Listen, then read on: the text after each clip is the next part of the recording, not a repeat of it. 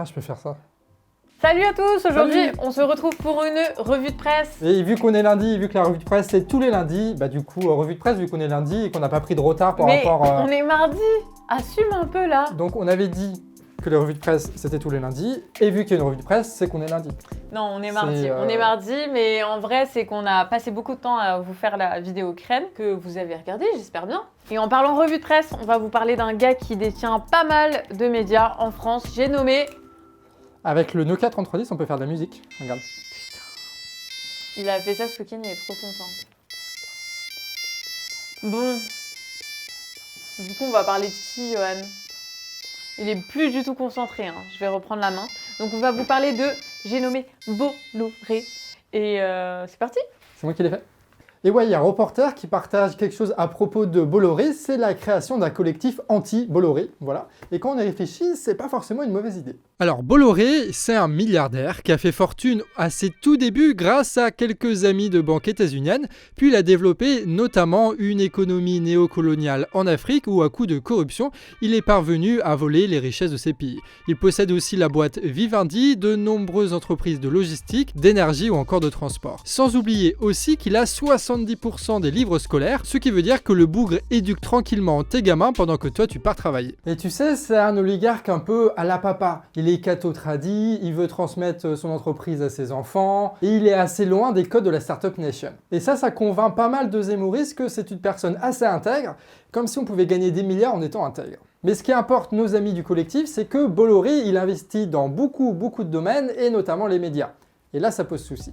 Bolloré possède CNews, Canal+, Europe 1 et encore plus, et sachant que ça augmente d'année en année, puisque ce rapace-là, il essaye de tout racheter dès que c'est possible de racheter, même s'il faut pour ça affronter d'autres oligarques moins puissants que lui. Après, tu me diras, peut-être qu'il achète ses médias pour son business, pour se faire du fric, quoi. Bah, pas vraiment. Dans l'Obs, il cite directement le milliardaire en parlant de ses médias. Et là, je cite « J'achète, j'investis, je développe et je regarde tout, y compris la ligne éditoriale. Et si je vous demande de mettre mon chien à la une de l'Express, vous mettez mon chien en couverture. » Alors qu'au Canard, par exemple, t'as pas du tout un patron qui nous oblige à mettre des photos de son chien ou des vidéos de son chien. Ce serait stupide. Quoi? Tu veux pas mettre Djeko? Tu sais qui fait tes fils de paix? Vite fait alors. Donc le mec, il arrive dans les médias, il fait le ménage. Genre il rachète Canal+, et il vire les guignols. Voilà, pour ceux qui s'en souviennent. Et quand les rares journalistes qui restent ne veulent pas mettre son chien Eric en photo de couverture, eh ben ils sont virés, et ceux qui font des reportages qui ne plaisent pas au patron, ils sont censurés. L'article précise ensuite. Depuis, il délègue le travail de rééducation à son avocat monsieur Olivier Baratelli, qui traîne sans mollir les journalistes au tribunal à tel point que les magistrats ont à plusieurs reprises jugé ses actions abusives. Donc le gars, il multiplie les faux procès juste pour emmerder et faire stresser un maximum les journalistes. Il a donc une grande implication dans la ligne éditoriale de ses médias, mais il arrive aussi par d'autres moyens de faire censurer ou d'auto-censurer les autres journalistes qui ne bossent même pas pour lui. Vu qu'il possède 50% des livres de poche, mais surtout la quasi-monopole de la distribution des livres, eh ben il peut faire chanter les journalistes. S'ils ne veulent pas être cancel par l'autocrate, eh ben ils doivent donner la patte. Et vu que Bolloré possède aussi une agence de pub, il peut couper tous les revenus publicitaires d'un journal comme Le Monde, même s'il ne le possède pas. Ce média a par exemple perdu 8 millions d'euros juste parce que Bolloré l'a décidé. De quoi faire une belle autocensure. Ouais, vous commencez à comprendre un peu la puissance du gars, surtout qu'il a quelques idées derrière la tête quand il fait ça. Toujours dans l'Obs, on apprend que Bolloré veut, à travers ses médias, se racheter de ses péchés liés à son mariage ou je sais pas trop quoi, en menant quoi? Une lutte civilisationnelle contre l'immigration massive en France, rien que ça. Bon, en même temps, s'il disait que son truc qu'il voulait faire absolument, son combat, c'était la liberté de la presse et la démocratie, ça aurait paru bizarre quand même. Bref, il y a ce gars surpuissant qui fait quoi? Bah, qui essaye de tout faire pour que Zemmour soit président. Ah, pas exactement. Il essaye de faire en sorte que Zemmour soit quelque chose de banal. Et la nuance stratégique entre les deux, elle est très importante. Outre le constat qu'année après année, l'ensemble des médias ont accepté les thèses de Zemmour, on apprend que Bolloré a proposé à Xavier Bertrand de financer sa campagne s'il mettait plus de Zemmour dans son discours, mais le Peter a perdu et c'est Pécresse qui a dignement repris le relais. Pas de fatalité, ni au grand déclassement, ni au grand remplacement. Et ça, évidemment, ça arrange Macron, vu qu'il ne veut pas parler de son bilan et qu'il peut pas refaire les mêmes promesses qu'il a fait il y a 5 ans pour se faire élire. Et du coup, il vire à droite. Les Républicains, eux, ils ont vendu leur âme depuis très longtemps et ils vont à l'extrême droite. Et Zemmour, lui, radicalise l'ensemble de ces gens et il est largement relayé par les médias, notamment ceux qui sont soutenus par Bolloré et tous ceux qui se soumettent aux menaces du milliardaire. Le spectre que nous propose donc le jeu médiatique aujourd'hui va de Bernard Arnault à Vincent Bolloré, c'est-à-dire du libéralisme autoritaire au libéralisme autoritaire, tous défendant à fond le business des oligarques, leur enrichissement et leur montée en puissance. Bref, cette histoire, elle montre quelque chose d'à la fois très simple, mais d'absolument essentiel qu'il ne faut pas oublier, qu'on a tendance à oublier. Le fait d'avoir du pognon, ça équivaut d'une façon ou d'une autre à avoir du pouvoir. Et quand on y réfléchit de manière à peu près normale, tu te dis comment ça se fait que ce soit ce type-là, Bolloré, qui décide de ce qu'on a le droit de dire ou pas en France dans les médias, et qui décide de la ligne éditoriale de l'ensemble des médias en fait. C'est qui ce gars-là pour décider de ça? Je veux dire, le débat public c'est beaucoup trop important, beaucoup trop puissant, pour qu'on laisse ça à la portée des mecs qui ont arnaqué suffisamment bien énormément de personnes pour devenir millionnaires et milliardaires. En fait, une véritable démocratie, une vraie démocratie, ça doit protéger les médias du pouvoir de l'argent, qu'importe les méthodes, mais il faut le faire. Sinon, on arrive dans des situations comme ça. Et d'ailleurs, si ça vous intéresse, à la belle époque, on avait fait une vidéo avec Émeric qui proposait un système alternatif au financement des médias qui passe ni par le privé, ni par le public. Ouais, parce que si on passe par le public, on se retrouve avec des trucs comme France Télé et France Inter, c'est pas ouf non plus. Bref, dans ce pays, on sait ce qui merde et on a les solutions. Ben, on sait ce qu'il nous reste à faire alors. Ce qui fait qu'en France, on connaît les problèmes, d'accord? On a leur nom, on a leur adresse, comme dirait l'autre, et on a les solutions aussi pour se débarrasser d'eux parce qu'on n'a pas besoin d'eux.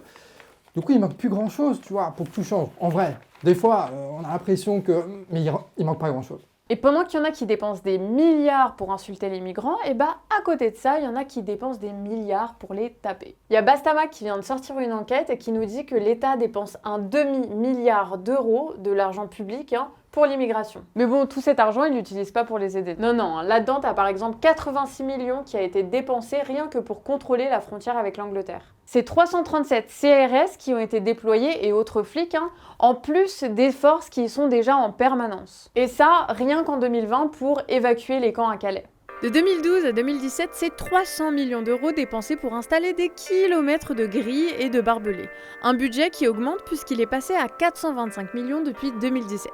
11 millions aussi pour des caméras thermiques, des projecteurs et autres accessoires. Et en 2021, Darmanin, il a fait plaisir à ses troupes en achetant plus de 100 véhicules, des bateaux, des Zodiac, des quads et tout le tintouin. On peut d'ailleurs voir sur ces images qui datent de décembre dernier que les militaires sont bien contents de leur joujou avec lequel ils s'amusent à faire des petits drifts là devant un camp de migrants jusqu'à se retrouver embourbés comme des cons et à galérer pendant des heures pour que ça soit finalement les migrants qui viennent à leur secours en attendant l'arrivée d'un camion de l'armée. Au total, c'est seulement 15% de toutes ces dépenses qui le sont pour la prise en charge sanitaire ou sociale des populations migrantes. Résultat, depuis le début des années 2000, voire même avant, il y a une vraie crise qui perdure et auquel aucun gouvernement n'a su répondre. Et c'est marrant, non? Il y a quand même pas mal de gouvernements qui se sont fait élire sur ces problématiques-là.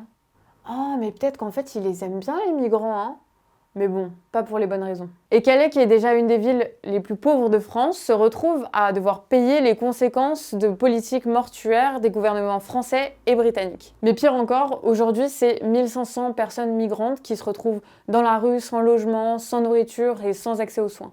Alors face à ce désastre et à la répression de l'État et à son inaction face à l'injustice, y a des gens qui se bougent.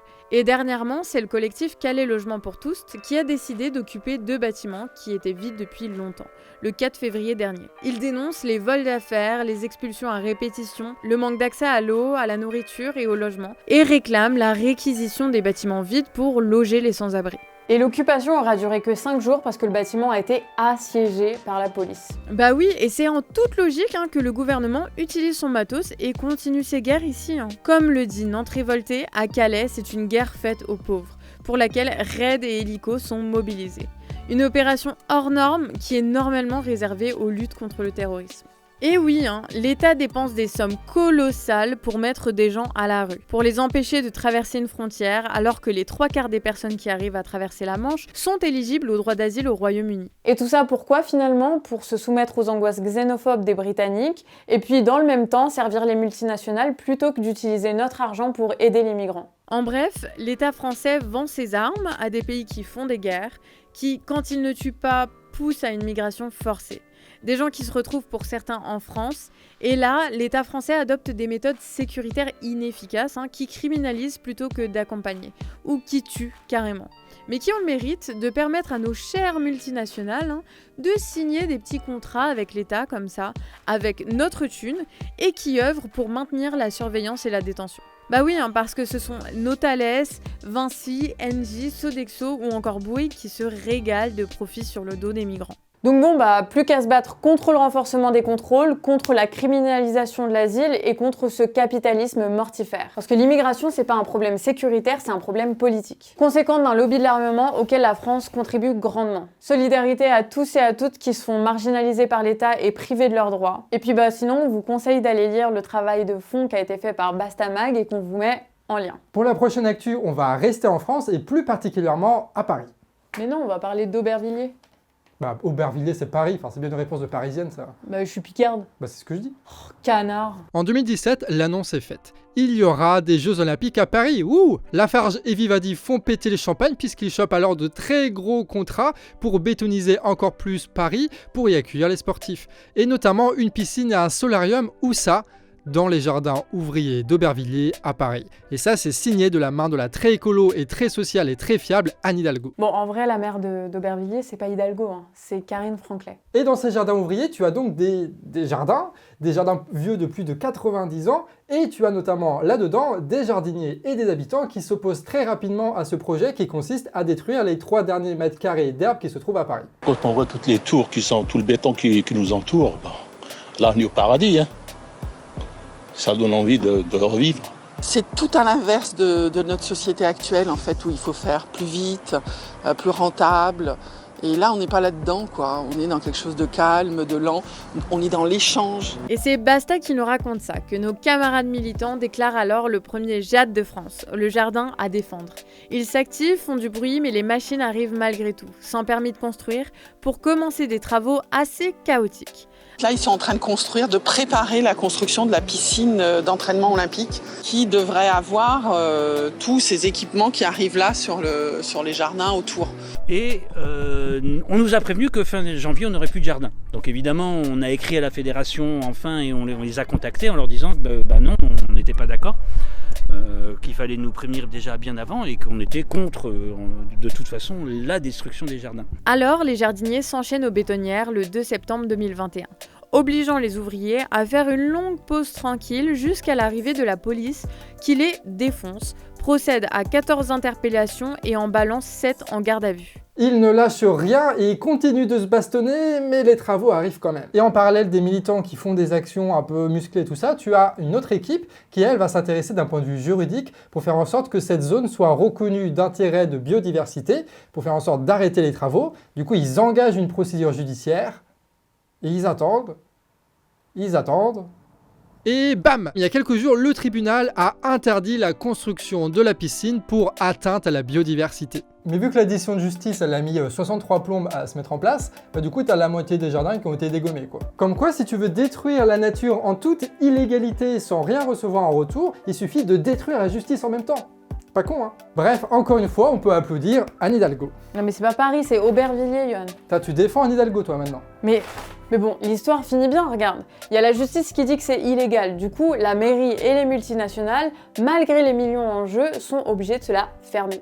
Bah oui, on est en France quand même. La loi, c'est pas pour les pauvres, Ah mais si en fait, pardon, désolé. Parce qu'en fait, ça finit pas bien. Malgré la décision de justice, les travaux continuent à l'heure actuelle en toute illégalité donc.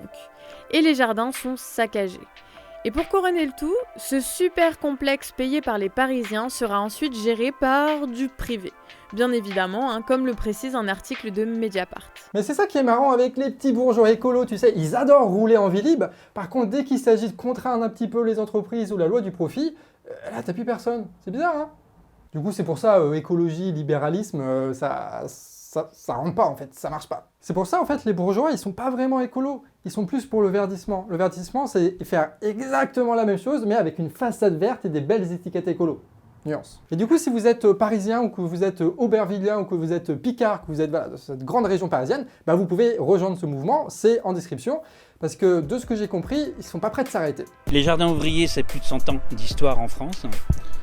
Ça fait partie de ça. Donc c'est des jardins qui ont été conçus en effet pour donner de l'ouvrage aux ouvriers et surtout de quoi manger et de faire manger la famille. Avec ce besoin de venir au jardin, parce que moi je prends pas d'anxiolytique, j'en ai pas besoin parce que j'ai un jardin. Ça vous fait du bien ces jardins? Ah bah oui, j'en pleure. Je suis un petit peu émotif, mais ça m'encourage de continuer dans la vie. Bon bah c'est là-dessus qu'on termine cette toute petite revue de presse, vous l'avez compris, on a essayé de faire ça un peu rapidement et de tenir quand même parole de faire une revue de presse, mais on n'avait pas beaucoup de temps, du coup on a fait ce qu'on pouvait, mais on va essayer de revoir ce format de la revue de presse, donc si vous avez des idées, n'hésitez pas à commenter, c'est le moment. Askip, t'es pas abonné? Tu commentes mais t'es pas abonné? Abonne-toi, c'est quoi ton problème? Bam! en tout cas, des bisous à vous, et on se redit à très vite pour des belles vidéos, comme on sait faire. Putain, on flex 350 000 vues. Bisous Sur les Facebook. gens!